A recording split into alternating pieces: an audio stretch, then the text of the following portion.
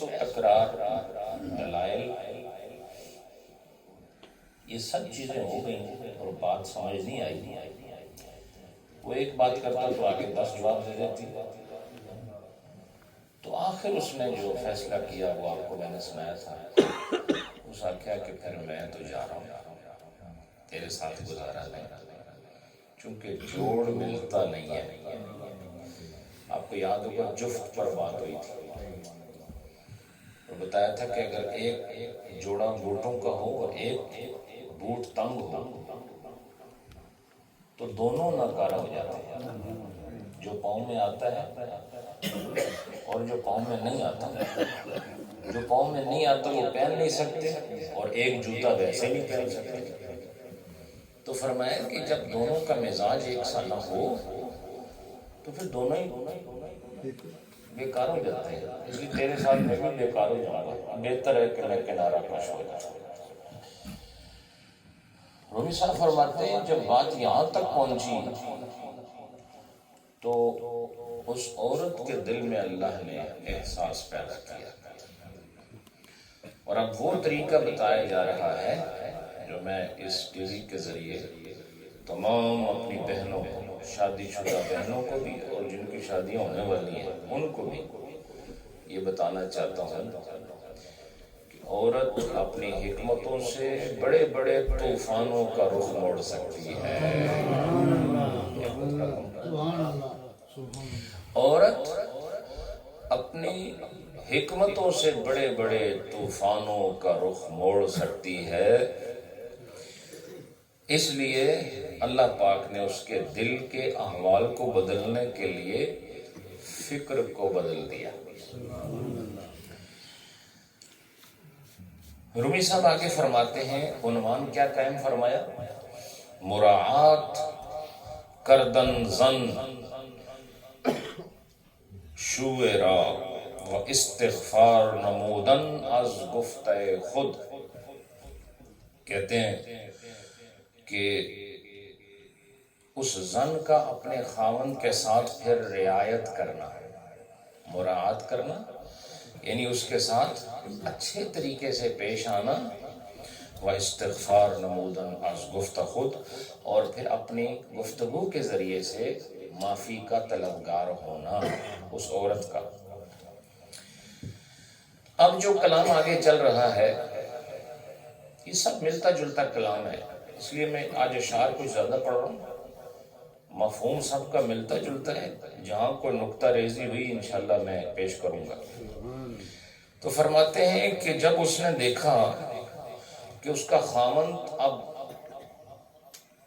اس سختی پر آ گیا ہے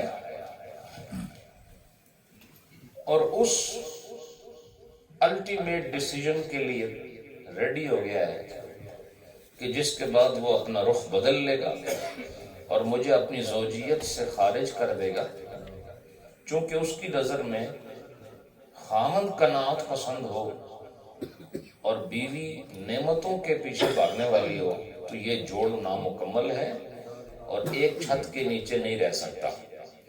تو وہ کہتا ہے جیسے خاوند صبر والا ہے بیوی بھی صبر والی ہونی چاہیے، اور جیسے خاوند نمازی ہے تو بیوی بھی نمازی ہونی چاہیے۔ اس کا الٹ بھی ہو سکتا ہے، بیوی نمازی ہے تو خاوند بھی نمازی ہونا چاہیے، بیوی سچائی کو پسند کرنے والی ہے تو خاوند بھی سچا ہونا چاہیے۔ یہ دونوں طرف سے صفات کا ہم رنگ ہونا و یکساں ہونا یہ ضروری ہے۔ تو جب اس نے دیکھا کہ اب تو یہ بالکل کنارے پر آ رہا ہے اور بہت ہی تیزی مزاج میں دکھا رہا ہے، تو اس نے رونا شروع کر دیا۔ اس نے کیا کیا؟ رونا شروع کر دیا۔ از پہ ہر گریہ آخر خندائیست، یہ پیچھے میں نے کہیں بیان کیا تھا، جس کا مفہوم رومی صاحب نے بیان کیا کہ ہر رونے کا جو انجام ہے وہ ہنسنا ہے، ہر رونے کا انجام ہنسنا ہے، اور جو ہر ویلے ہنسنا رہنا اس کا انجام رونا ہے۔ تو رونے سے بندہ راضی ہو جاتا ہے. آپ نے دیکھا کہ بیوی جب رونا شروع ہو جائے خاوند کے آگے تو جتنا بھی کوئی بادشاہی کیوں نہ ہو اس کا بھی دل نرم ہو جاتا ہے. ایسا ہے کہ نہیں؟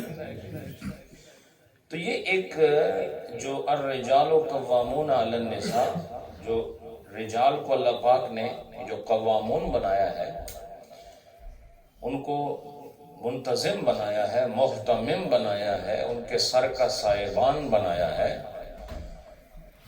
ان کو زبردست بنایا ہے، ان کو زوجہ کے لیے سایہ بنایا ہے.